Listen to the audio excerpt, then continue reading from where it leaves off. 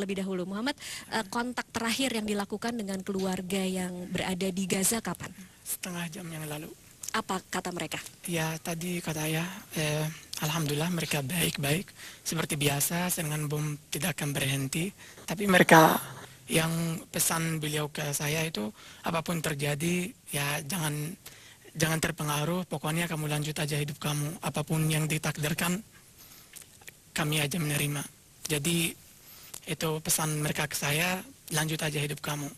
Itu sudah dikatakan tadi. Itu sudah dikatakan tadi. Oke, kalau situasinya seperti saat ini, ketika ketegangan semakin memanas, kemudian ada serangan-serangan dari Israel, kemana warga Gaza bisa berlindung kalau di Gaza? Nah, sebenarnya kan mungkin dari semua orang lihat dari sosial media, semua video YouTube, semua target yang ada adalah anak kecil dan wanita. Dan wanita biasanya dan anak kecil itu ada di rumah. Jadi kalau itu di rumah diserang, jadi kayaknya tidak ada tempat untuk bersembunyi dari apa-apa. Jadi memang kalau keluarga Muhammad sendiri tetap berada di dalam rumah saat ini. Oke, dan bisa beraktivitas seperti biasa. Ya, maunya apa lagi? Emang aktivitas seperti biasa. Udah terbiasa dengan Boleh tahu di Gaza masih ada siapa saja? Bapak, ibu, kakak, adik. Kalau kakak dan adik masih bisa bersekolah di sana?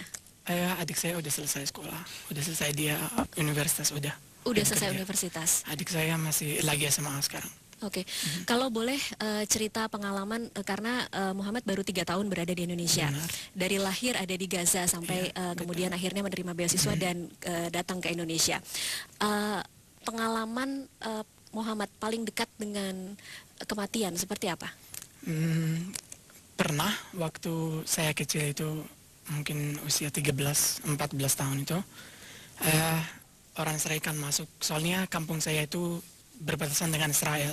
Aku itu antara Israel sama West Bank, Al-Aqsa. Jadi yang lebih mudah bagi orang Israel ada masuk untuk ke kampung saya. Pernah kena peluru tapi di belakang, tapi alhamdulillah selamat. Yang kedua itu pas ini peluru masuk ke dalam rumah? Enggak, kami lagi di luar main. Oh, oke. Sebenarnya lagi main. Dan itu serangannya serangan udara atau serangan darat? Tidak tahu pelurunya dari mana. Pokoknya jadi masuk ada Jeep Hammer yang masuk, ada peluru banyak, jadi ditembak di jalan. Banyak yang kena. Saya kena satu waktu itu. Oh, sempat kena peluru? Iya, alhamdulillah. Tapi selamat. Tapi selamat. Di bagian apa? Belakang sini. Oh, oke. Oke, kemudian terjadi lagi pada usia 17 tahun? Iya, 17. Itu seperti apa? Ketika Israel itu sebelum perang 2009, mereka masuk ke Beit Hanun, kampung saya. Soalnya yang paling dekat. Masuk mereka ke kampung saya itu, ke rumah saya juga, masuk ke rumah saya.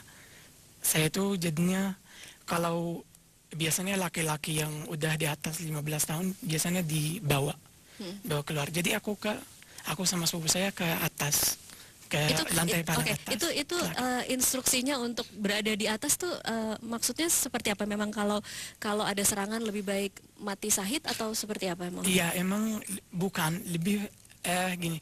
Kita semua manusia dan tidak ada manusia yang tidak takut. Apapun dia terlatih, tetap aja dia akan takut. Begitu juga kami, meskipun kami itu ketika orang Israel masuk, jadi kami naik ke atas. Kenapa? Karena orang Israel emang walaupun dia tentara terlatih, dia itu orangnya penakut ya. Takut aja dari batu, sebuah batu kecil aja takut.